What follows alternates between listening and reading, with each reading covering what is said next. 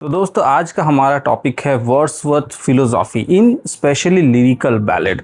तो इसको समझने के लिए सबसे पहले तो हमको अच्छे से एमसीक्यूज को तो करना ही है। फिर भी मैं आज पहले इसके बैकग्राउंड के बारे में थोड़ा सा बता दूंगा, स्पेशली अबाउट द एडिशंस या कितने सारे एडिशंस है उसके बारे में पहले जानेंगे। फिर हम कुछ और डिटेल एमसीक्यू को सॉल्व करेंगे। तो इसी के साथ हम वर्ड्सवर्थ की फ़िलोसॉफी इन लिरिकल बैलेड को अच्छे से समझ पाएंगे, क्योंकि ये नेट के पर्सपेक्टिव से बहुत इंपॉर्टेंट है और वर्ड्सवर्थ की आइडियोलॉजी, उनके फ़िलोसॉफी को समझने के लिए भी बहुत इंपॉर्टेंट वीडियो होगा। तो देर ना करते हुए शुरू करते हैं हमारे इस कार्यक्रम को, जहां हम समझेंगे एक एक करके। तो फर्स्ट एडिशन के बारे में मैं पहले बता दूं। तो केवल फर्स्ट एडिशन नहीं, सारे के सारे एडिशंस के बारे में मैंने यहाँ इन्फॉर्मेशन आपको दे के रखी हुई है। आप चाहे तो इसको लिख सकते हैं। तो चलिए शुरू करते हैं। फर्स्ट एडिशन कब पब्लिश हुआ था? ये पब्लिश हुआ भाई 1798 में। और ये एक क्या है? ये एक एक्सपेरिमेंटल ब्लूप्रिंट माना जाता है। उन्होंने एक एक्सपेरिमेंट के तौर पे दिया, क्योंकि इस टाइप का राइटिंग इससे पहले हम लोगों ने नहीं देखा था लिटरेचर पर, खासकर अंग्रेज़ी लिटरेचर पर। और यहाँ पे क्या है, ये जो ओरिजिनल प्रिंटेड है in Bristol by Joseph Cottle printed 500 copies but quickly transferred the stock to J&A Arch of London, who issue it with a new title page। ठीक है, तो शुरुआत में जोसेफ कॉटल नाम के किसी पब्लिशर को दिया गया था, मगर उन्होंने केवल 500 प्रिंट ही इसका निकाला और उसके बाद ये J&A आर्च लंदन उसे इशू किया। उन्होंने नए टाइटल पेज के साथ इसे पब्लिश किया। और एक बात है कि जब ये पहली बार पब्लिश हुआ था तब वो एनोनिमस था, मतलब वहाँ पे ना वर्ड्सवर्थ ना कोलरिज का नाम था, किसी का ही नाम नहीं था, वो एक एनोनिमस पब्लिकेशन था। और इसमें कुल मिला के कितने पोएम्स है, ये तो बहुत ही आसान है, 23 पोएम्स है। और यहाँ पे 19 कविताएं विलियम वर्ड्सवर्थ की द्वारा लिखी गई थी और 4 बाय सैमुअल टेलर कोलरिज। और इस वाले में कोई भी प्रीफेस नहीं था, ध्यान दीजिएगा, पहले वाले में कोई भी प्रीफेस नहीं है। प्रीफेस को बाद में इंट्रोड्यूस किया गया। और यहाँ क्या था? Introductory note, advertisement asking to view the poems as experiment in nature, colloquial human speech। ये एडवर्टीजमेंट के तौर पे आया था। जैसे एक एडवर्टीजमेंट उन्होंने ये जो फ्रेज ये जो शब्द है इसका इस्तेमाल किया और लोगों से ये अपील की कि लोग इस एक्सपेरिमेंट में नेचर को देख पाएंगे और साथ ही साथ जो साधारण लोगों की बोलचाल की भाषा है उसको यहाँ देखने को मिलेगा। क्योंकि पहले क्या होता था कि जो कविताएं होती थी वो ज़्यादातर माने हाई फाई लैंग्वेज यानी बॉम्बास्टिक वर्ड्स का इस्तेमाल करना, कुछ इसी प्रकार का जो होता है। बॉम्बास्टिक शायद सही नहीं होगा वर्ड, जो भी है, तो मतलब हाई फाई यानी आर्केइक शब्दों का इस्तेमाल करना। जैसे आप देख सकते हैं कि विलियम ब्लेक वो आर्केइक लैंग्वेज का इस्तेमाल बहुत करते थे। उसी प्रकार उससे भी पहले जो थे उन्होंने और भी ज़्यादा आर्केइक लैंग्वेज का इस्तेमाल किया, जो कॉमन लैंग्वेज नहीं था। तो कॉमन लैंग्वेज नहीं था यानी कॉमन लोग नहीं समझ पाएंगे, ऐसी कविताएं लिखते थे। आगे बढ़ते हैं और क्या सेकेंड एडिशन के बारे में थोड़ा सा जान लेते हैं। सेकेंड एडिशन के बारे में क्या बोला गया है कि सेकेंड एडिशन पब्लिश हो रहा है 1800। ये फर्स्ट ट्रू प्रीफेस है, ठीक है, यहाँ पे आपको देखने को मिलेगा प्रीफेस पहली बार। पब्लिकेशन जो है वो जनवरी 1801 में है, ध्यान दीजिएगा। फिर भी उसके अंदर प्रिंट है 1800। ये क्वेश्चन भी बन सकता है, ठीक है, ये क्वेश्चन भी बन सकता है नेट में अगली बार कि देखिए यहाँ पे पब्लिकेशन डेट असलियत में उसकी है 1801, जनवरी में पब्लिश हुआ, ठीक है। दो post dated and printed as 1800, उसमें प्रिंट है 1800 बट वो एक्चुअली में इस टाइम में हुआ था। यहाँ पे पब्लिशर का नाम दिया हुआ है, आप लोग देख सकते हैं, लॉन्गमैन एंड रीज लंदन। ऑथरशिप, अब इम्पॉर्टेंट चीज़ क्या है कि सेकेंड एडिशन में विलियम वर्ड्सवर्थ, दो कोलरिजेस एग्जिस्टिंग पोएम वर केप्ट। हालांकि उस टाइम कोलरिज की कविताओं को वहाँ रखा गया था। Wordsworth refer to Coleridge inside the pages merely as a friend. उन्होंने बस जब इसे पब्लिश किया था तब अपना नाम तो दिया था किताब में, बट कोलरिज का नाम नहीं दिया। बस कोलरिज का नाम क्या है, वो उनकी कविताओं के नीचे सिर्फ दिया हुआ है, और क्या है, नाम भी डायरेक्ट नहीं लिखा है, अ फ्रेंड, मेरे किसी फ्रेंड ने लिखा है, वो उसको लिखे नहीं थे, मतलब कोलरिज का नाम इसमें नहीं था सेकेंड एडिशन में। 46 lines were removed from the rhyme of the ancient mariner and added new 7 lines, resulting a net loss of 39 lines. तो कुल मिला के 46 लाइन्स जो है इस कविता से हटा दी गई थी और 7 लाइन्स ऐड की और 39 कुल मिला के इसका लाइन काट दिया गया था। पहले तो शुरुआत में इतना, फिर कोलरिज 7 लाइन जोड़ते हैं। हाँ, ध्यान दीजिएगा कि इस टाइम तक कोलरिज काम कर रहे थे वर्ड्सवर्थ के साथ। वर्ड्सवर्थ के कहने पे ही उन्होंने भी बहुत सारे आर्किक लैंग्वेज का इस्तेमाल किया था, बहुत टफ लैंग्वेज का इस्तेमाल किया था। उनके कहने पर कुछ शब्दों को उन्होंने वहाँ से एलिमिनेट कर दिया, ठीक है, और 7 लाइन खुद से उन्होंने जोड़ा।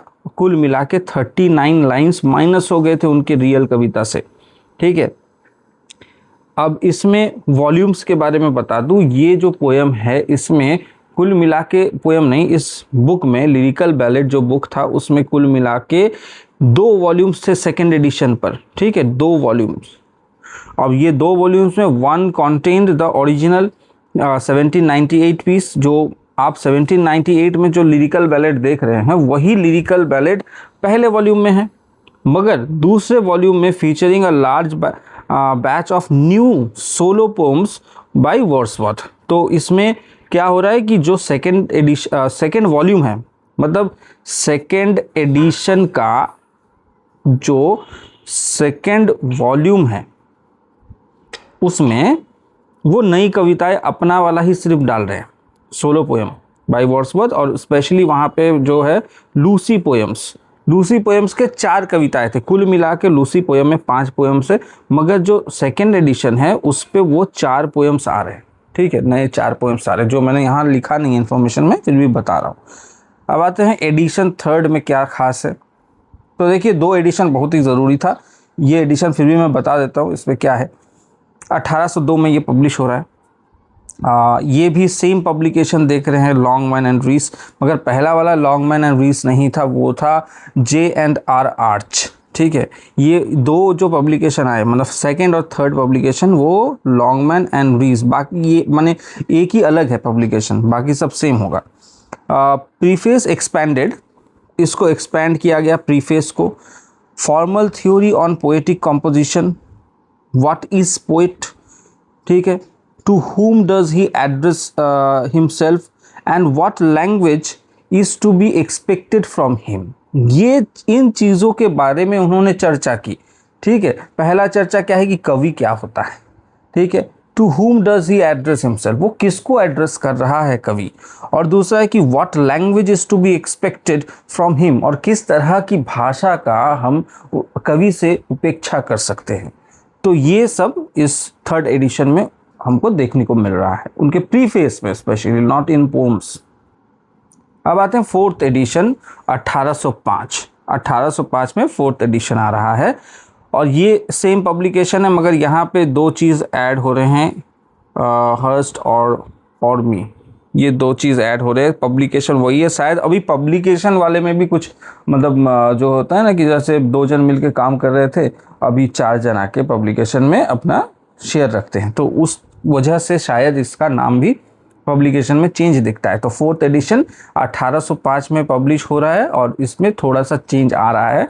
और यहाँ देखिए कि जो rhyme of the Ancient Mariner है, फ्रॉम फर्स्ट टू लास्ट जो लाइन्स है, वो आप देख रहे हैं कि वो ये अलग से मैं इन्फॉर्मेशन दे रहा हूँ, ठीक है, ये एडिशन के बारे में नहीं दे रहा हूँ। हाँ, एडिशन के बारे में बता दूँ तो आप एक बार रिवाइज कर लीजिए कि पहला आ रहा है 1798 में, दूसरा आ रहा है 1800 में, तीसरा कब आ रहा है 1802 में आ रहा है, ठीक है, और जो चौथा है वो 1805 में आ रहा है, 1805 में आ रहा है।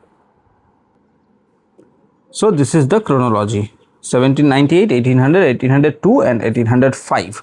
4 एडिशन आ रहे हैं। और एक चीज़ यहाँ पे थोड़ा सा आपको समझना पड़ेगा कि ये सेकेंड एडिशन में थोड़ा सा तब्दीली इसलिए भी है, एक्चुअली ये 1801 में पब्लिश हो रहा है, ठीक है, मगर डेटेड है 1800, ये भी ध्यान में रखिएगा।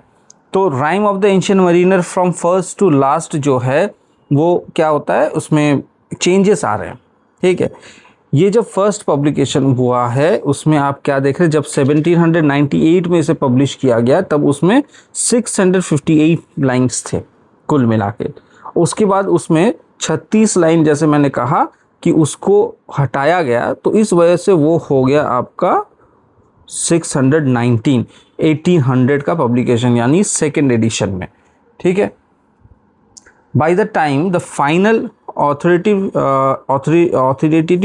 version of his poem was published in 1834. The poem had, अच्छा अब बता दूं कि ये अलग है, लिरिकल बैलेट से नहीं है जुड़ा है उसका।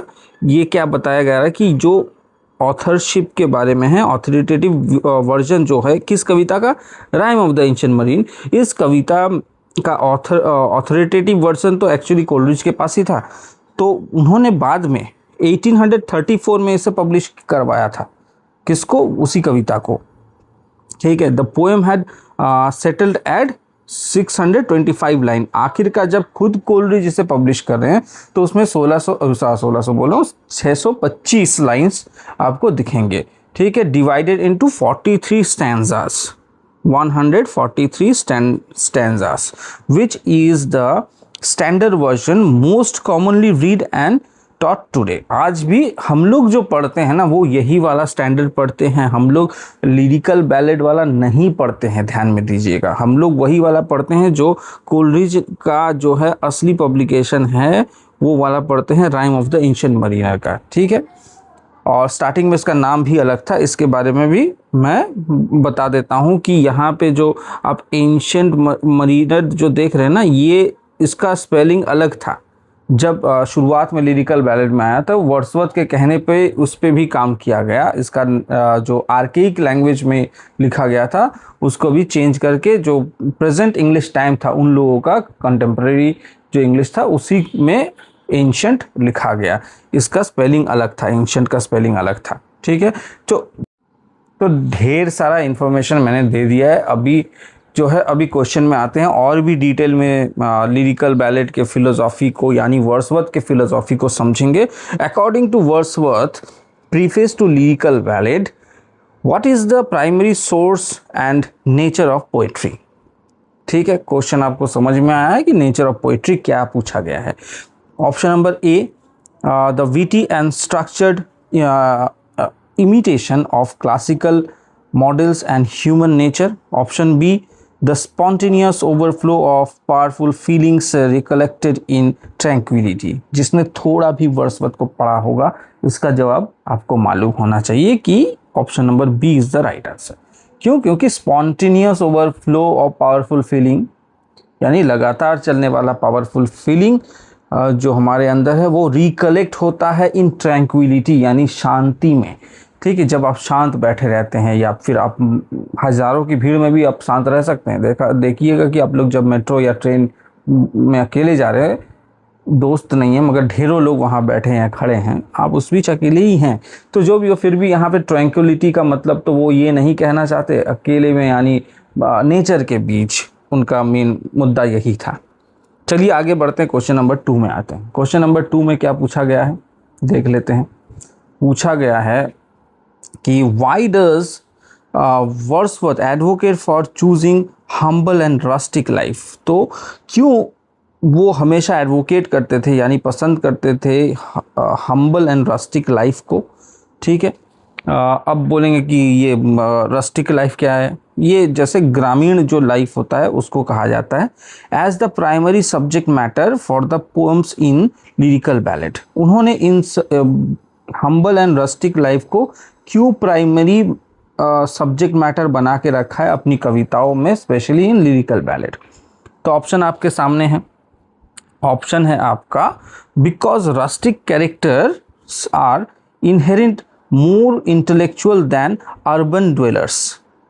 दूसरा ऑप्शन है because in that condition the essential passion of the heart, find a better soul and speak a plainer more empathetic language. तो सही आंसर क्या है?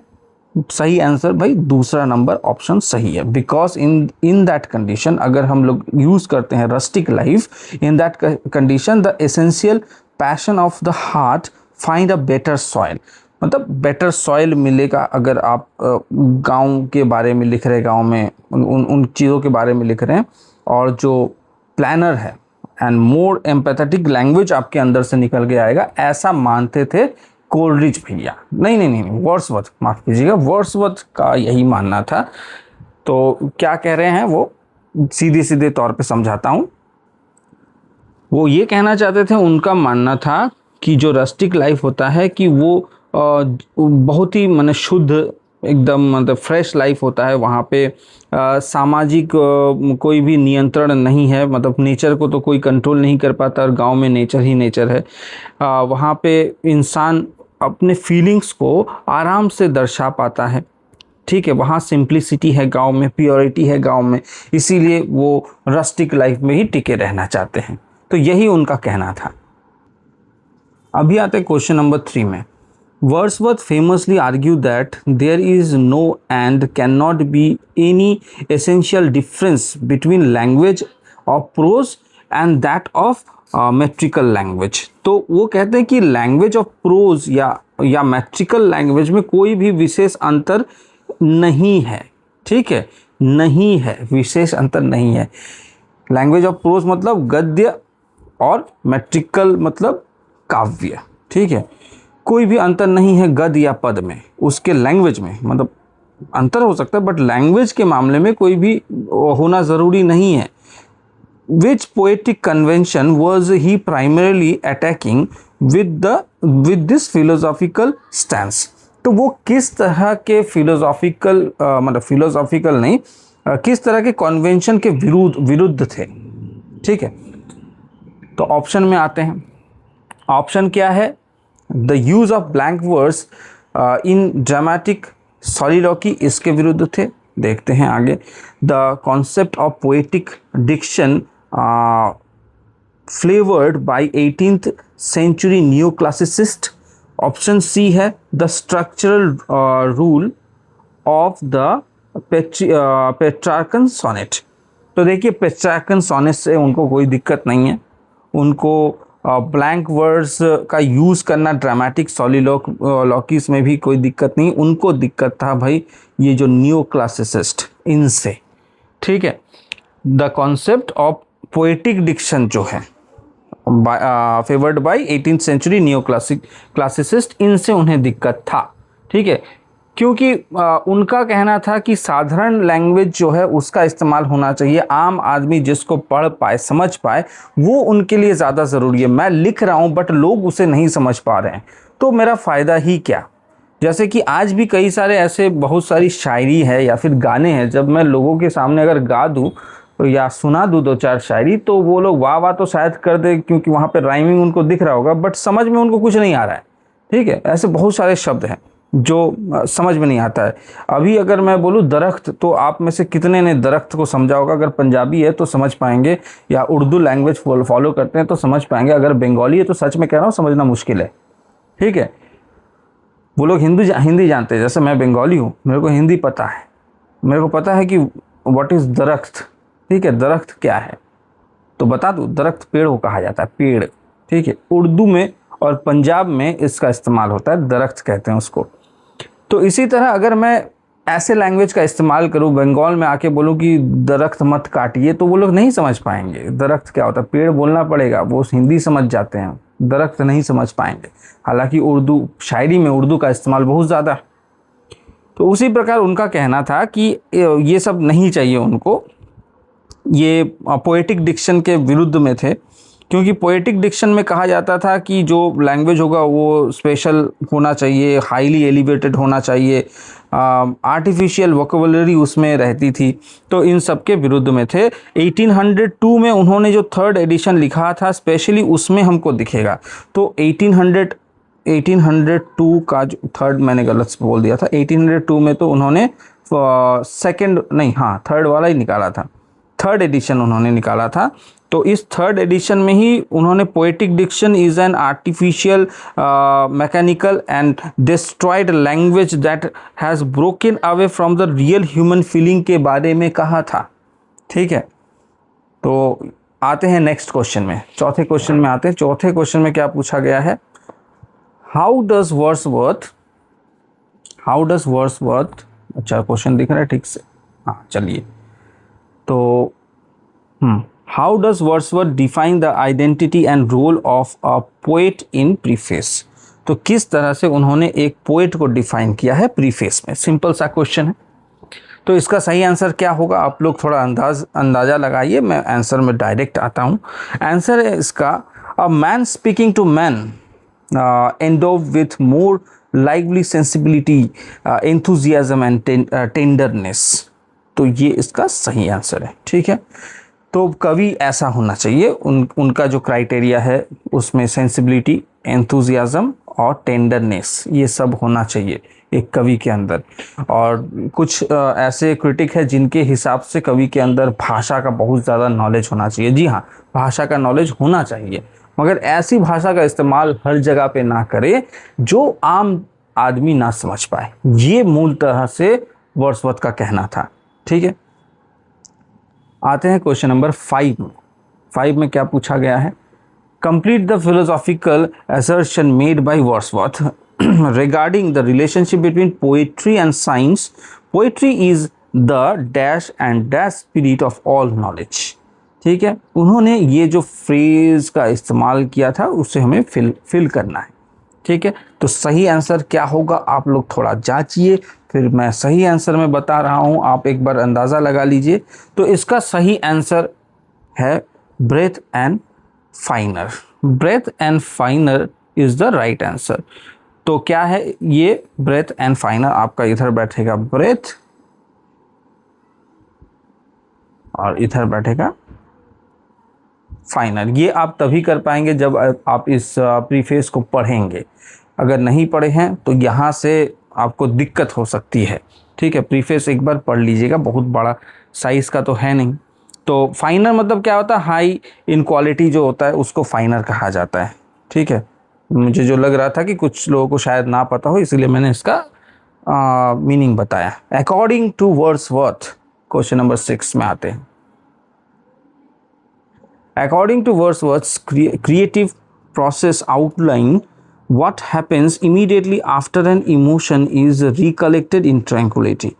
तो recollected in tranquility तो उनका बहुत ही पॉपुलर एक फ्रेज है जो फेमस हो चुका है। उसमें ये असल में ये जो क्या कहना चाहते हैं कि इसके बाद क्या होता है, जैसे ही आप ये सब कर लेते हैं, मतलब आप जैसे कहा गया ना, the spontaneous overflow of powerful feelings recollected in tranquillity, इसमें इसके बाद क्या होगा। अगर ऐसा हुआ, आपके दिमाग से स्पॉन्टेनियस ओवरफ्लो हुआ पावरफुल फीलिंग का, उसके बाद आपने रिकलेक्शन किया शांति में बैठ के, उसके बाद क्या करेंगे।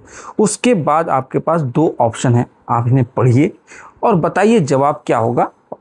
तो आपने शायद अंदाज़ा लगा लिया होगा कि अब तक आंसर क्या है। तो चलिए, सही है या गलत कंफर्म करने के लिए मैं बताता हूँ। The tranquillity gradually disappears. ठीक है, वो ख़त्म हो जाएगा, ट्रैंक्विलिटी डिसअपियर हो जाएगा।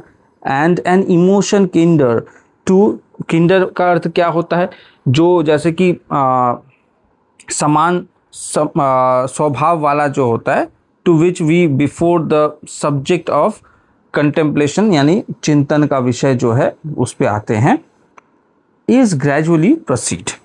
ठीक है, तो यही होता है, मतलब आपकी कविता या आपका जो इमोशन है वो तैयार हो जाएगा, आप लिखने के लिए तैयार हो जाएंगे कविता लिखना शुरू कर देंगे। आते हैं क्वेश्चन नंबर 7 में। क्वेश्चन नंबर 7 में पूछा गया है, in the preface Wordsworth notes that the human mind can be excited without the application of gross of violent stimulants. What contemporary literary trend was he criticising here.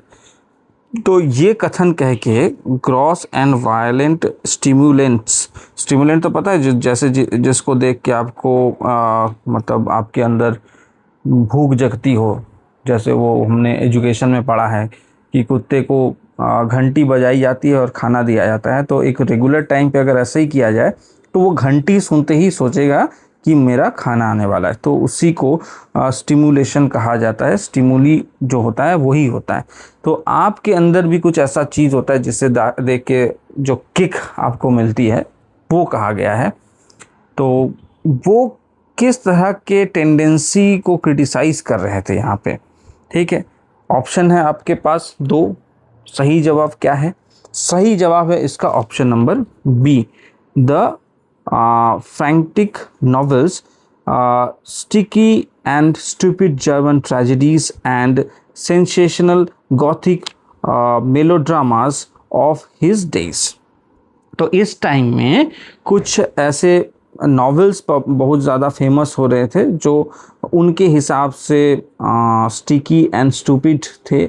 German tragedies का इस्तेमाल बहुत ज़्यादा हो रहा था और गॉथिक भी उसमें सेंसेशन आ रहे थे, मतलब डरावने सेंसेशन जो ड्रामेटिक हुआ करते थे।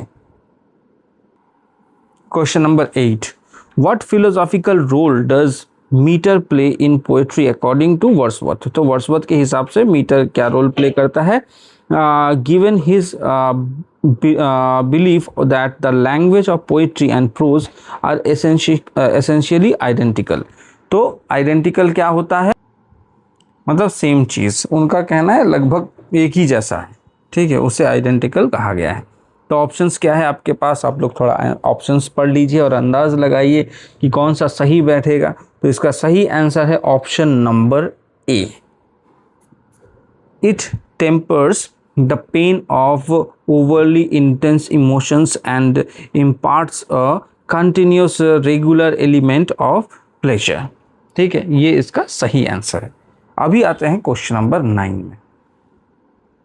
क्वेश्चन नंबर 9 में क्या पूछा गया है? Samuel Taylor Coleridge, Wordsworth collaborator in lyrical ballads, later criticized parts of Wordsworth poetic through in which famous work of lyrical criticism। तो देखिए, दोनों ने तो काम एक साथ शुरू ही किया था। इन दोनों ने ही शुरुआत की romantic as, specially the first generation अगर कहे तो उसकी।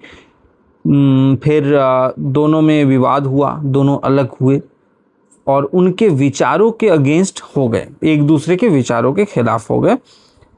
तो वर्ड्सवर्थ ने तो अपने विचारों को व्यक्त कर ही दिया प्रीफेस में, मगर सैमुअल टेलर कोलरिज ने किसके थ्रू किया, यही पूछा गया है। उनके पोएटिक थ्योरी के अगेंस्ट कुछ लिखा उन्होंने। वो कौन सा वर्क था इसमें से?